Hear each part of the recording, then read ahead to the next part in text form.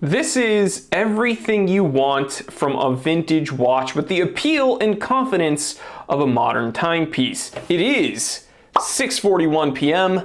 Let's get down to business. That's right, guys, we're doing a hands-only episode because we're switching some things up with the current setup. But don't worry, we'll be back to normal next week.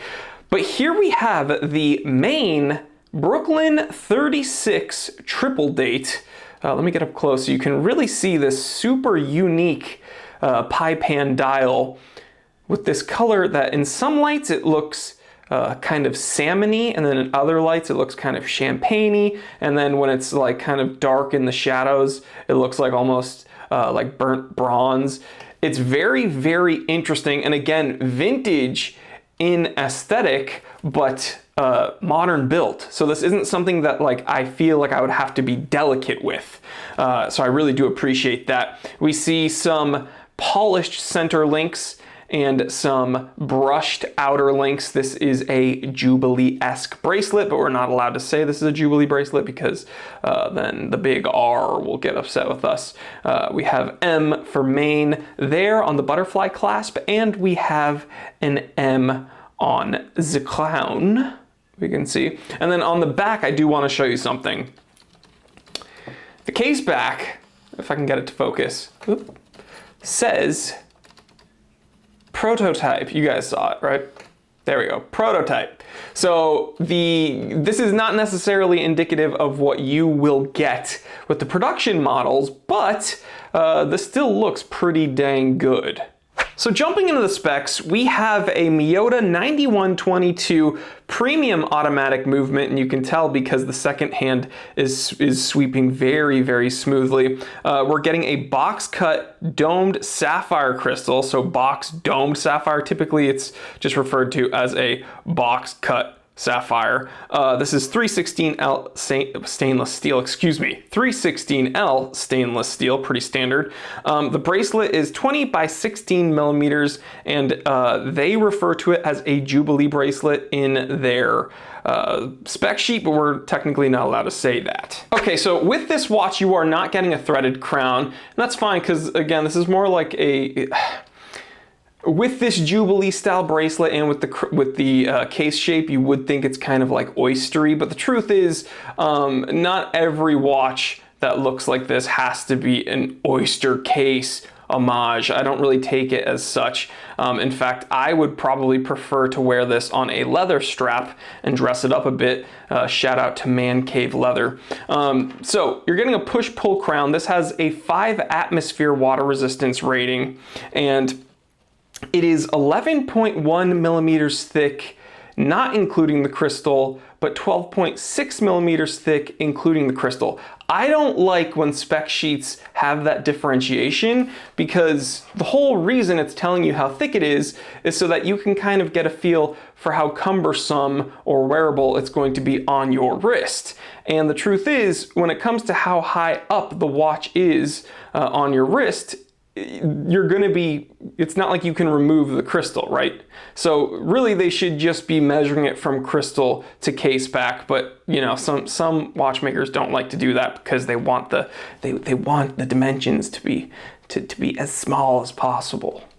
That's what she said to me. And as we set it down here on the desk, we can see a 46 millimeter lug to lug measurement. All of this for around 600 bucks. Now I do want to mention, this is a proper modern watch that has seemed to nail the vintage aesthetic while still giving it somewhat vintage dimensions. Guys, a lot of the times we get so close to watches that try to nail this kind of modern, like vintage retroism, but the truth is they always make them like 41 millimeters or something. Back then, you know, in the vintage era, they didn't really wear 40 millimeter watches. It's just nothing in the 40s, okay? I think 40 millimeters is in the sweet spot. I'm not really complaining, but sub 40 millimeters, now that's God tier. And I have just over 7.5 inch wrists. So guys, with bigger wrists, you can pull off some smaller watches, and I think it looks very, very good. And with this being 46 millimeter lug to lug, it's not going to overhang your wrist. And again, a lot of, you can wear your watch however you want. I prefer not to have watches with lugs that overhang the edges of my wrist. I'm going to put this on now so you can see it on my wrist. This is a disclaimer though.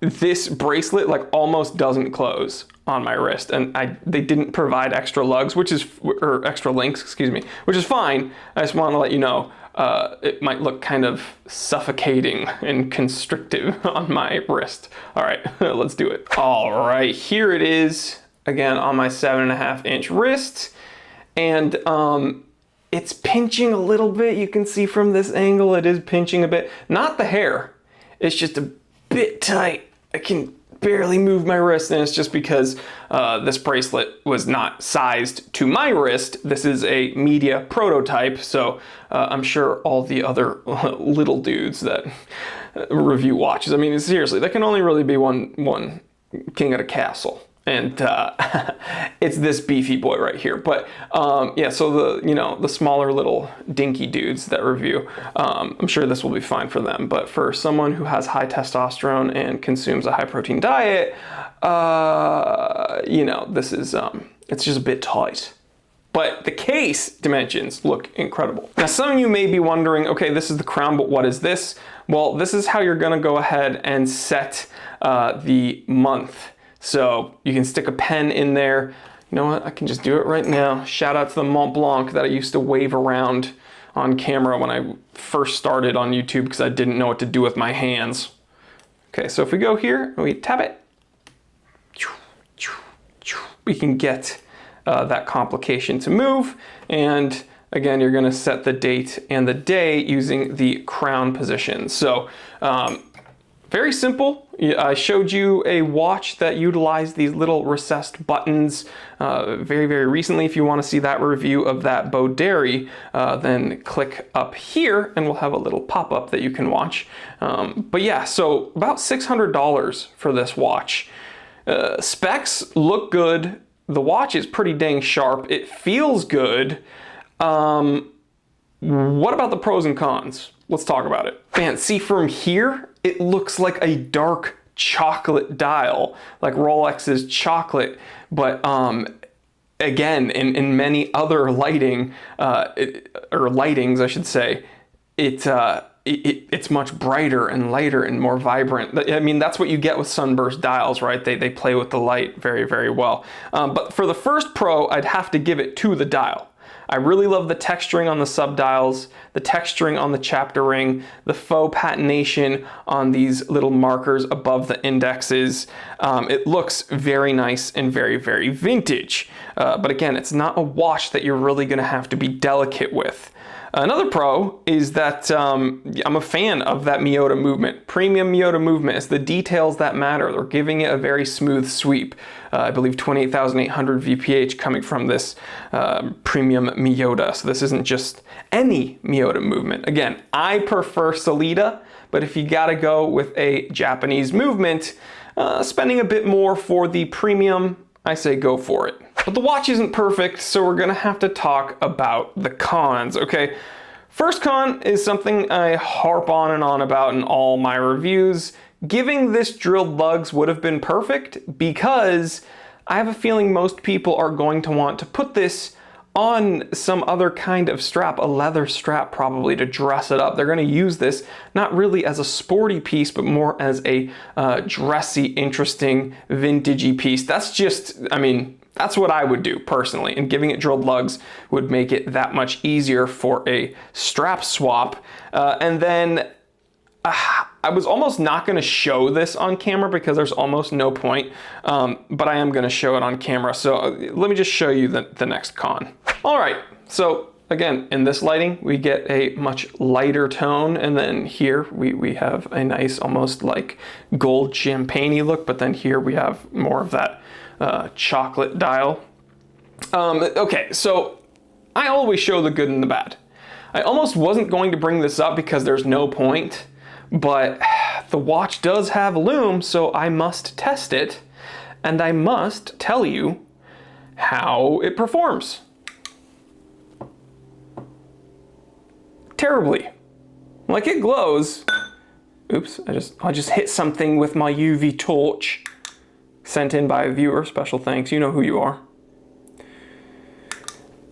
Yeah, it glows, and unfortunately the camera makes it compensates for it. It makes it look like it's glowing much better than it is with the naked eye.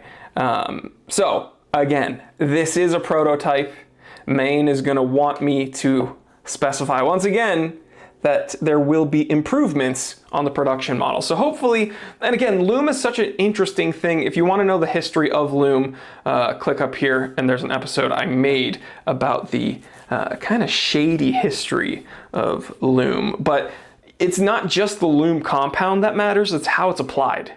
So, you know, there's a bunch of different variables and this just does not have the best Lume. So I wouldn't really consider this like a sport watch, a watch that you would go out and do night missions, because again, there's no threaded crown. There's that button that probably is not sealed, and then no drilled lugs. But is this a proper, you know, watch that a vintage lover would consider when buying a modern watch? See what I did there? It's usually the other way around. Like, hey, if you love modern watches, check out why vintage watches are cool. No. I'm gonna flip that on its head. I'm gonna say, if you're a vintage watch lover, if you're someone that purchases from the Time Teller shop in our enormous, beautiful, highly curated vintage watch section for you guys, then maybe your first foray into modern watches might be something to consider. You know, this Maen Brooklyn 36, it's not perfect. No watch is perfect, but it gets the closest to being perfect when we're looking at modern built vintage vibes. Because, you know, it's just a vibe, right, guys? Am I doing the young TikTok lingo? Maen understood the assignment. I hate when people say that. They understood the assignment. I never understood the assignment in school, and that's why I didn't do very well, but whatever. I'm doing well now! I own 2 Porsches and an M3 and a Range Rover, and I'm depressed. I'm happy now, so joke's on you, Mrs. Garrity. Mrs. Garrity used to eat bread and water every lunch period. It was like she was a prisoner. Anyway, shout out Mrs. Garrity. All right, guys, I will catch you on the next one. Yo, so this was a little bit different of a setup, I understand. Usually our Microbrand Mondays are like, you know, me at the desk talking and then we throw in the macro footage. I did an old school top-down episode for you today because I'm changing some things around with the regular setup. But fear not, we will be back to normal with the other regular episodes. And yeah, why don't you check out this episode? It's a little bit of an off the cuff. I was like, okay, these guys are assholes, first of all. Like, everybody that responded and was a dick to me, I'm just not going to interact with them. And I'm sure there's some good eggs in the bunch, but everybody that was responding and being mean, they're jerks. I don't have to interact with them. They don't know me. I don't know them. Bada bing, bada boom. It's essentially just some crazy stream of consciousness where I just dismantle gatekeeping culture. It pertains to watches, but there's also a big intro where we talk about other things that you might be kind of confused about. But I got a ton of supportive comments and I'd love you to check that episode out. So please click the link in the description below. I'll put it up here, wherever it pops up. And I'll catch you on the next one, guys. Stay happy, stay healthy, stay blessed. I'm Jory Goodman, the Time Teller. If you liked this episode, then click like. If you didn't like it, it's fine. Click dislike. Any interaction, engagement helps. So I appreciate it. I love it or hate it, I get paid either way. It's nice to be king. All right, guys, I love each and every one of you. I'm Jory Goodman, the Time Teller. And always remember, I didn't invent time. I'm actually not wearing a watch because I took off my G-Shock to put on the Maen. I just tell it. And the beat goes on. Just like my love everlasting. Ooh, and the beat goes on. Just like my love everlasting. Ooh. Did you guys enjoy that? I know I did.